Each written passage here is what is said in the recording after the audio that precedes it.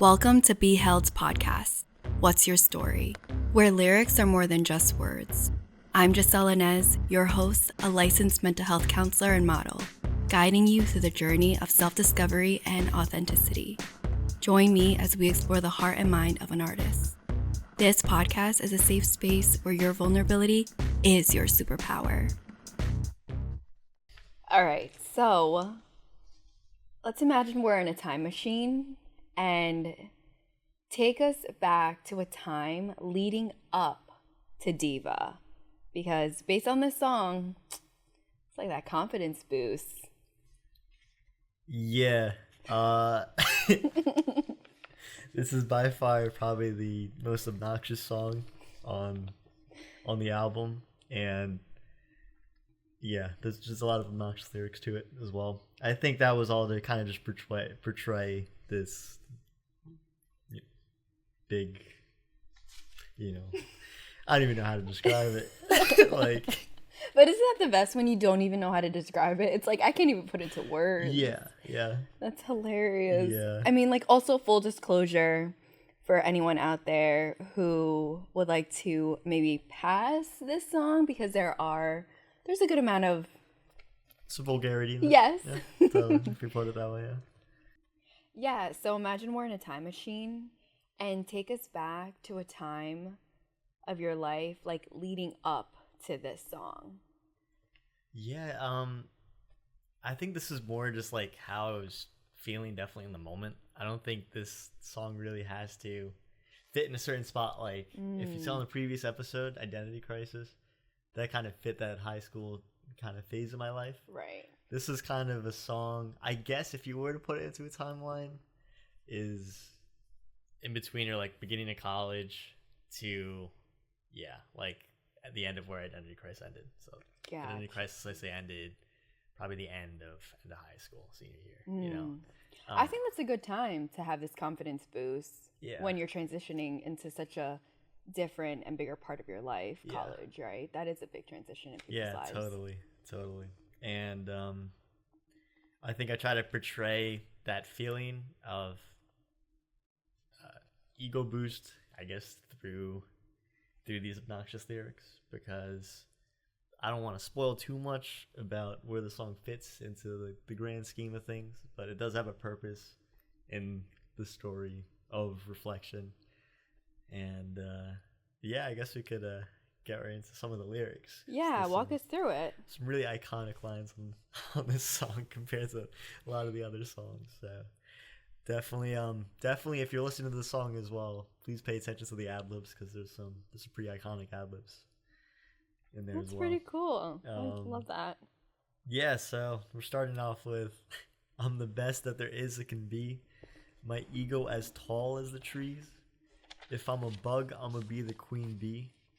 All of y'all will be working under me. So a lot of this song has taken inspiration by a lot of wordplay. I think Paris, Texas is probably my biggest inspiration for the song. Shout out Paris, Texas. I like their mix of rock and rap, and I think that's where this album kind of fits in that theme, kind of alternative rock and rap. Mesh that all together. But with a lot of lines in this song, they're all kind of ironic and they don't really make sense for a reason. So I like that. It doesn't make sense for a reason. It doesn't make sense for a reason if you really pay attention. I like that. And I think that just has to do with the ego as well, because you're playing, I guess, fitting that theme of Identity Crisis.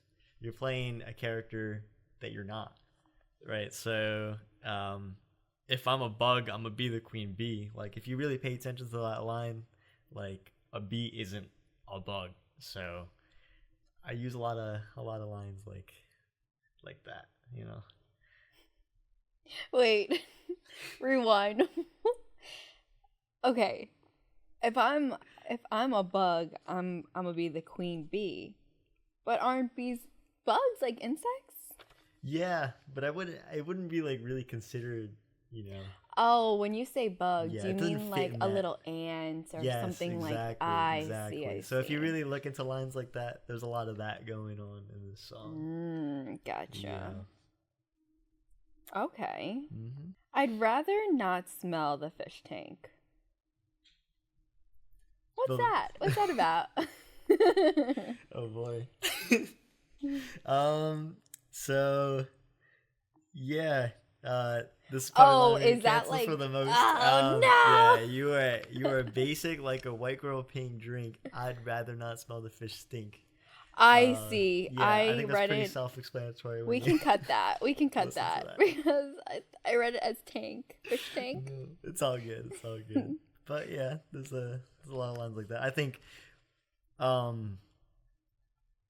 don't even say that line to just like diss people, but I think I say that also as a joke, but to also kind of play the role of just fitting that theme on playing a character that you're not. I'm basically, if I'm saying a line like that, I'm basically dissing, you know, half or not like more than half of my audience at that point. Right. So a lot of the song I thought about just like trying to make a song that breaks the fourth wall as well. I think it'd be pretty funny to make a song. This was a song I really wanted to challenge, like the wordplay, definitely. Yeah, and I think it's when you said like it's ironic. Yeah. You are completely like who you are as a person. You're completely the opposite of this song. Totally. So it's interesting that you say like breaking the fourth wall because it's almost as if like who could I be? Like who could I pretend to be? And like does that feel good to me? Like what does that feel like for people who this is genuinely their baseline. That there are some people like this and there's nothing wrong with it. However, like this isn't you as a person. Totally not. But I think it's really impressive that you were able to get to a point where you could tap into that. I think that's cool as an artist. Totally. And I think one of my most iconic lines probably in all of Reflection, probably a line I really like is get off the stage, I'm the next Biebs. Don't call me baby, I ain't 13. Yeah, so that's in reference to I'm sorry, Justin Bieber, but I cannot stand that song. And Which one? Baby. Oh, I love that song. I know. I'm sorry Baby. to the audience, people that like JV. That's great. It's But, great.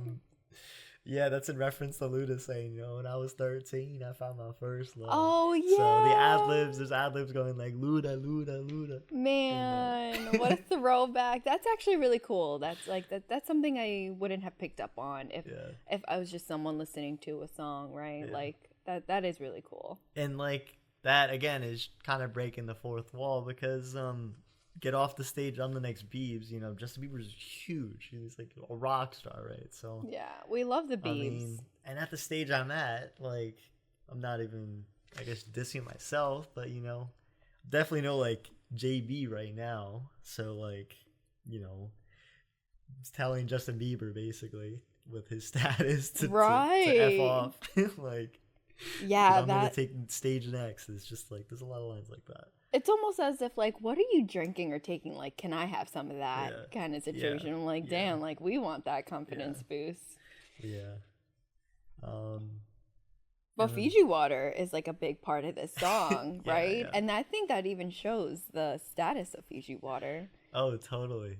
I actually, I just wanted to show this in the camera real quick. Please sponsor me. We love you, Dude, FIJI Water. I love this shit. But, yeah. Not to go on a little tangent, but I kind of said FIJI Water as well. Please, I do want to sponsor, but if we can make that work. FIJI Water. I do say heard it FIJI here Water first. as well because, dude, it's like what a $4 water bottle, like Depending where you are too, like yeah. So this is just kind of fitting the theme, like, you know, drink that good, you know. Yeah, but, like, heard in Vegas it's like $20 Yeah, for that like, at a club. $4 water is insane. Yeah. In my opinion. $20 water. $20 water is even more insane. Yeah. So it's actually interesting now that we're kind of going into Fiji Water, right? Like, I'm going to circle back and relate it how it's when I think about like confidence, right? And it's almost as if like, what is my value, right? Like, how do I perceive my value? Mm-hmm. And it's so, you in this moment of your life, and I recognize too, confidence is like an ebb and flow. Totally. In the beginning, like you said, like it's not just one part of it's an ebb and flow. And it's pretty interesting that you recognize your value as high or even higher than Justin Bieber, or like as valuable as Fiji Water, or even higher than that. You know what I mean? I think that's like, share more on that, like recognizing this value you had as a person too. And sorry, I'm also like ranting a little bit, but you were mentioning that like, ironically, this isn't who you are as a person, especially certain lines. Yes. That was just you like breaking barriers and tapping into that like persona. Mm-hmm.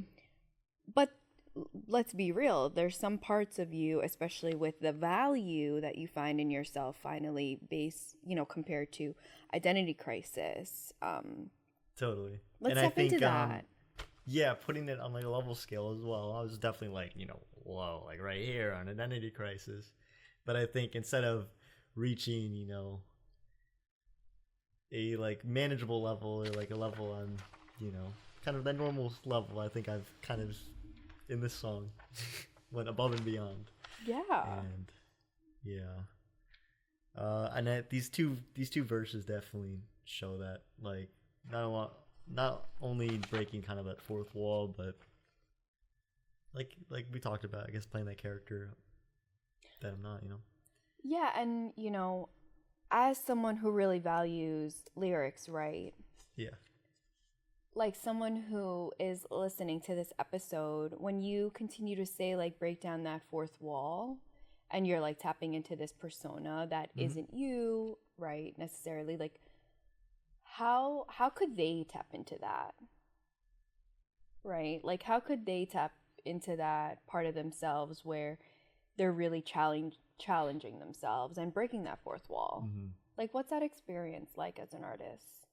Challenge yourself and breaking the fourth wall when it comes to writing? Yeah. Like, how like you were able to like find your value and like really get this ego boost, right? Like someone who's in that position of like, I want to tap into that. Like, how do I do that? That's a good question. Like what headspace do you have to be in to get there? And I think we talked about this a little bit in Identity Crisis, but there comes a point, I think human beings are very interesting.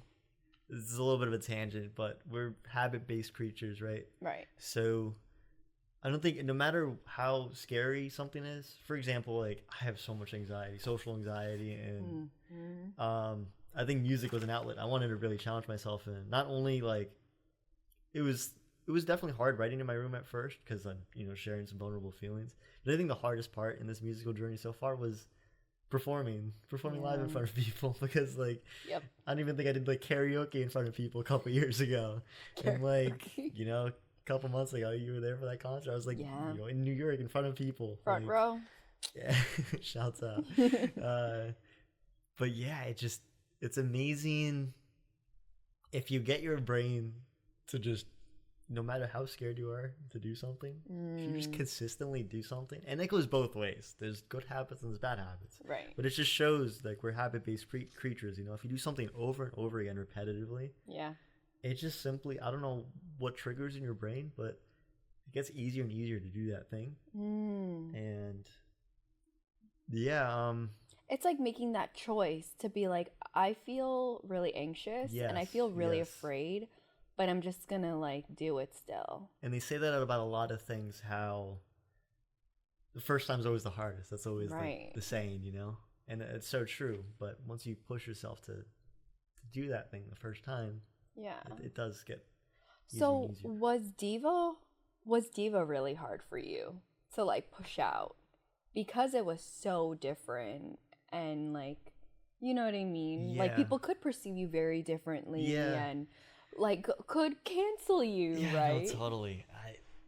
Man, my take on cancel culture, I hate cancel culture so much, right? Yeah. But yeah, this was definitely one of the songs I was probably really the most scared of writing.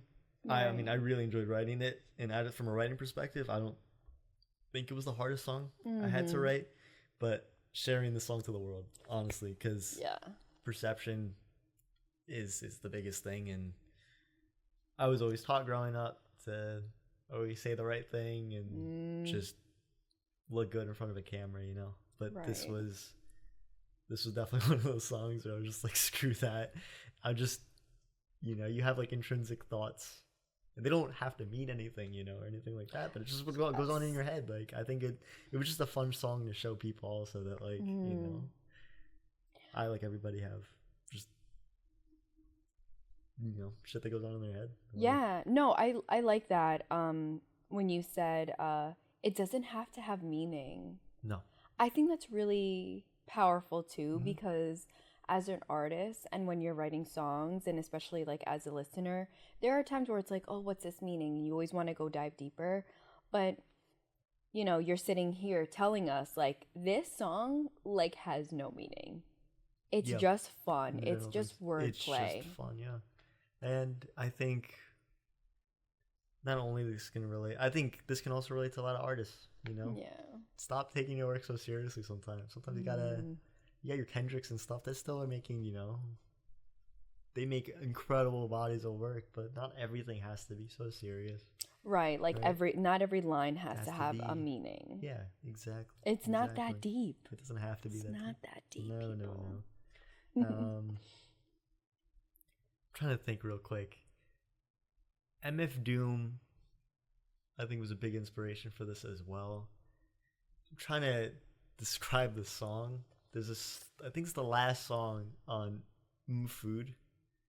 And it's called Cookies. Just a brief overview if you don't know anything about like MF Doom. Yeah, enlighten us. Yeah, this album was called Food, and he was, in my opinion, the best, or if not like one of the best lyricists we've ever had. That's amazing. In rap. And a lot of bars he has in this album, a lot of wordplay he does. Like, Right. we talked about like double entendres, triple entendres. Mm-hmm. He does a lot of that, but the whole album is kind of like food related. That's cool. Really, really dope. I have to listen to him after this. So Cookies, the last track, is freaking hilarious. Like, he's mentioning all these cookies, and when you find out what the song is actually about, he's literally in bed and his wife is sleeping right now, and he's like thinking of these cookies refer to like porn stars and stuff. Wow, And I would have never knew that. Yeah, if you really look into the lyrics though, it's just like, holy shit, that's what he's trying to say, but he hides it so well. Right. And he's basically trying to let one go without his wife waking up because Gotcha. Gotcha. So, and I think that's so interesting as an artist too, being so creative in that way Yeah. of like,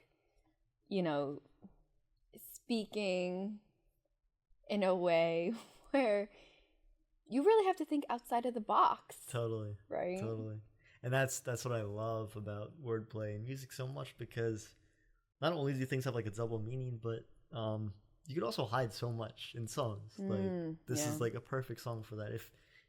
If I were to explain these lyrics like to like the average listener, and they're not really like looking at the lyrics, you're gonna be like, oh, this is kind of like a bop. Like, that's kind of how the song is designed. It's kind of just like, a song you kind of just bop in your head to. Right. But there still is. It's not serious subject matter, but there is like substance to it, and there's still a lot being said, Right. wordplay wise. Is this one of those songs where, what is that, like that quote? I'm going to butcher it. It's like, when you're in pain, you hear the lyrics, but when you're feeling happy, you hear the beat, right? So is this kind of like more like that, where like if somebody was listening to this and it's like you said, like a bop, right? Mm-hmm. They're like just into their, like, they're not in their feels. it's not like a love song where like you're like hearing every single word. That's a good way to put it. I don't think it's like to that extent of like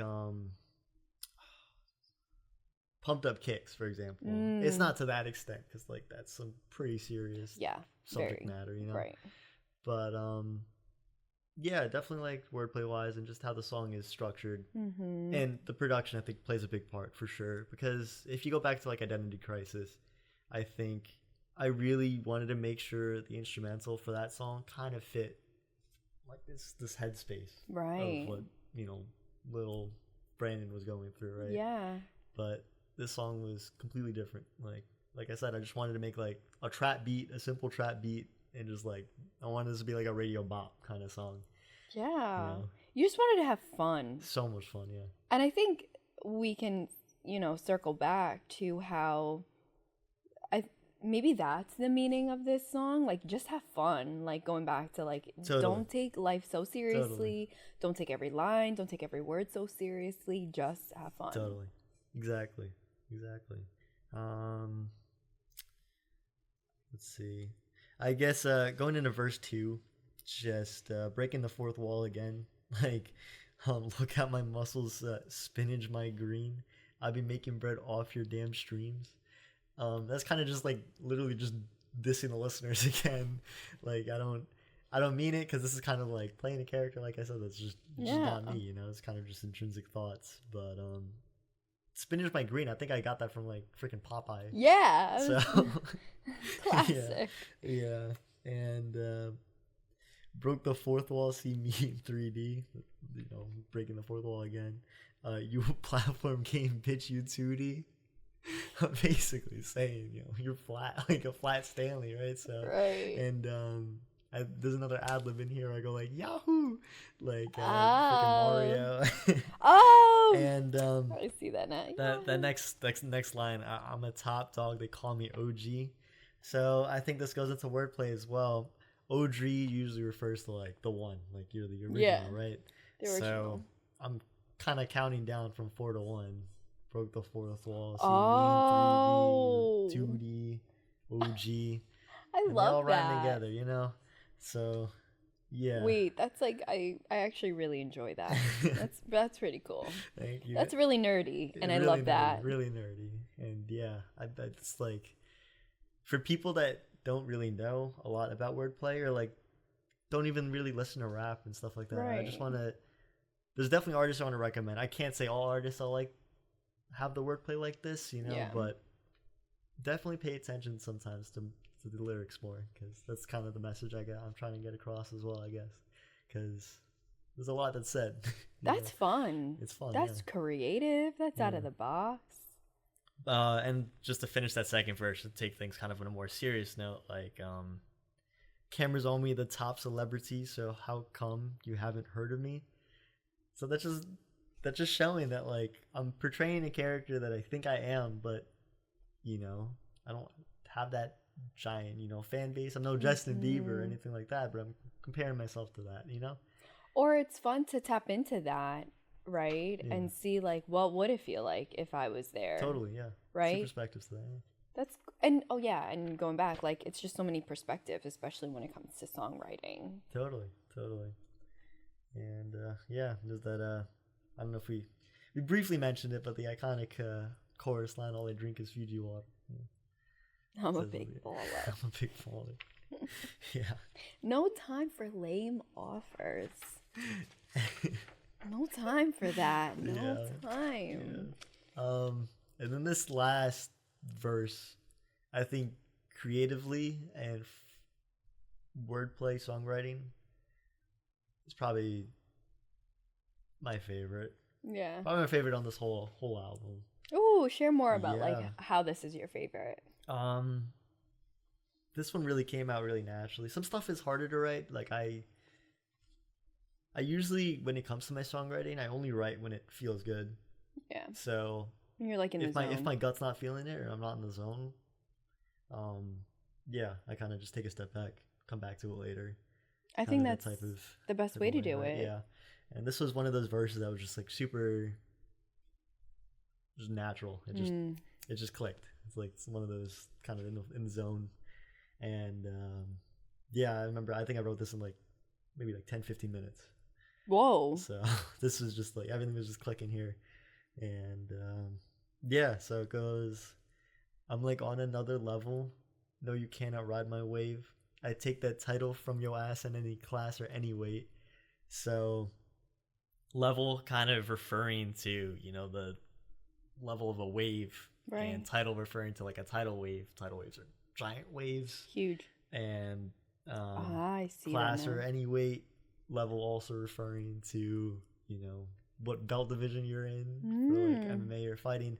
And I wanted to say, kind of correlate to like MMA or fighting, because I'm like I'm a freaking string bean. Like, I don't think I get through arguments. I don't think I solve issues through my hands. And I think that's just one of those lines that I'm just like being cocky and arrogant, but like deep down, that's not who I am as a person, you know. But there's a part of you that wanted to tap into that. Yeah, totally. Right? It's like, Totally. man, what would it be like if Of I was course. like an MMA Of fighter, course, right? yeah. And as a dude, I'm sure we all want to be Yeah. huge and be that type of guy. Yeah, like been carrying them groceries in one take. Call me Superman. Yeah, that's an iconic line as well. I Frame remember it. writing that, and I was just like, yeah, I think a lot of people can relate to this when you're back from a Costco trip or supermarket trip with your One with your time. mom, right? One take. Yeah, One you gotta take. do that one take, and you got like you got your mom's slippers on, and they're on the wrong feet, and you're like, and she don't got like the nice bags either. It's like those like rope bags, and you're carrying like 5 on each finger. Plastic burns all over my you. God. Yeah. That is hilarious. That's an iconic. That's We a memorable love experience that. for everyone, I'm sure. We love that line. Yeah, bag groceries, you know, referring to all of that. Y'all got some rocks for brains. I'll rock your brain with words past what you know. Just kind of referring to the wordplay. Yeah. I call my Johnson's playing like Monsters Inc. It frightens all the hoes. So it's like, you know, referring to Monsters Inc. But it's referring to what I have down there as well. So, oh my gosh. Yeah, there's a lot of that. And freaking Dwayne The Rock Johnson, you know. Rock. We love him. And I am a huge fan of The Rock. I really do love him. No, totally. And I think these last 4 lines kind of take a more serious note again. Gotcha. Folding racks of paper, standing on it got me bored. I've completed all the tasks I've needed to do, rest or chores.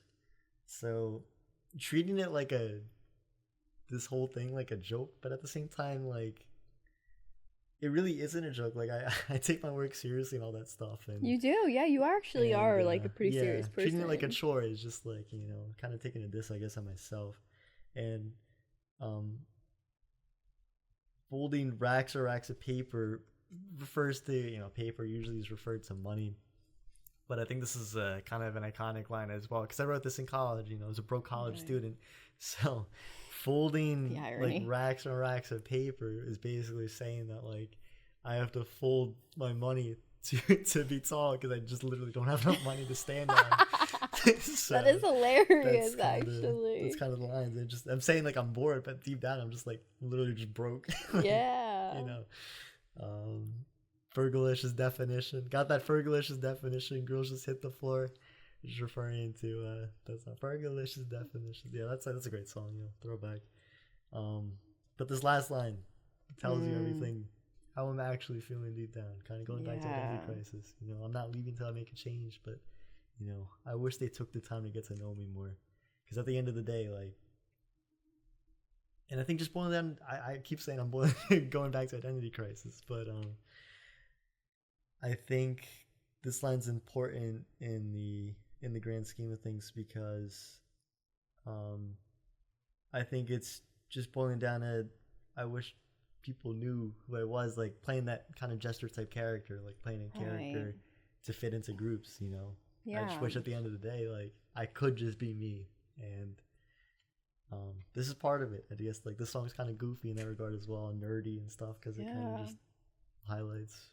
Well, I like that going you on? bring it back to Identity Crisis because, like, as you've mentioned, Yeah. that this album is in chronological order, and this is a really big jump from like Identity Crisis. And throughout this episode, you've kind of mentioned like, oh, like it's like dissing my listeners, but what I'm hearing is you're dissing like the bullies Oh, yeah, from Identity Crisis, right? And you're totally. tapping into that like really big ego persona that these Yeah. bullies had, and it's like, what Yeah. would that feel like, right? Yeah.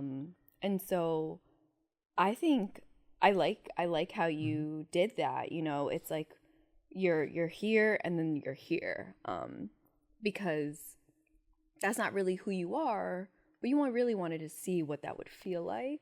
Totally. And so, you know, as we close, right? Yeah. Like my favorite question, and I'm sure everyone's favorite question, is if little Brandon was sitting across from you after this song, like what would you tell him? What would be your wisdom? Yeah. I don't know if this was exactly how it was said in Identity Crisis, and I don't want to, repeat the same things. But That's also okay too. yeah, I think this song kind of more. I wanted to focus on more is just be yourself. I think, Yeah. like I said, like you said, just have fun with it as well. And if I'm gonna refer to, I want to refer to Lil Wayne real quick. 6 foot, 7 foot, really iconic line. Bitch, real G's move in silence like lasagna. Love the wordplay on that line.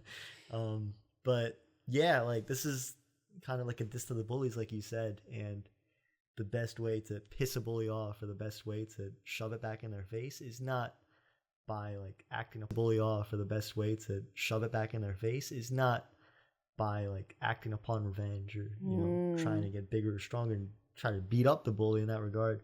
But I think a good way to do it is grind in silence, become successful, focus that. on yourself. And by focusing on yourself, you piss them off even more because you're just being yourself. And deep down, people are usually bullies because they're scared of themselves. Yeah. They don't know how to express themselves. And if you're Facts. showing you can express themselves, that not only like, gets the bully from revenge aspect if you're trying to do that, but you could fix that person's perspective. Right. But I think that's like the healthy way to treat it, rather than shoving it in their face. Maybe it causes them to realize, oh shit, like you don't know what someone's going through. You don't know what Right. a bully is going through. They could be going through shit at home, and just doing that can give them the realization, oh shit, I gotta change how I treat people. I love that. And you know what? It always ties back to just like who you are as a person and your character Yeah, and how you totally. move through life with your values and your morals. And it shows even more that like even though after this song you never became that person, and you always stay true to yourself. True to yourself. And I love that you Exactly. even said that, like,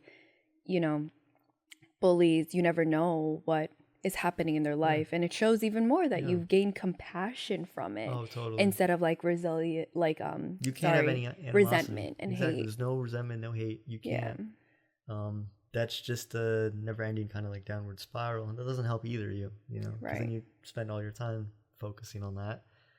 I think the healthiest way to do it is just literally, not give a shit. The only thing you have in control in life is how you react to a situation, how you treat a Right. situation, right? You can't control any of the external forces. You can't control when life shits on you. yeah, It's just part of life, But you can't control how you react to a situation, how you deal with the situation. right. Just That's up to be you. true to you. Exactly. Thank you for listening and being a part of the ripple effect of empathy on Be Held's podcast, What's Your Story? Together, we can continue to create a world filled with genuine connections and heartfelt stories. Click the link below to continue this transformative experience.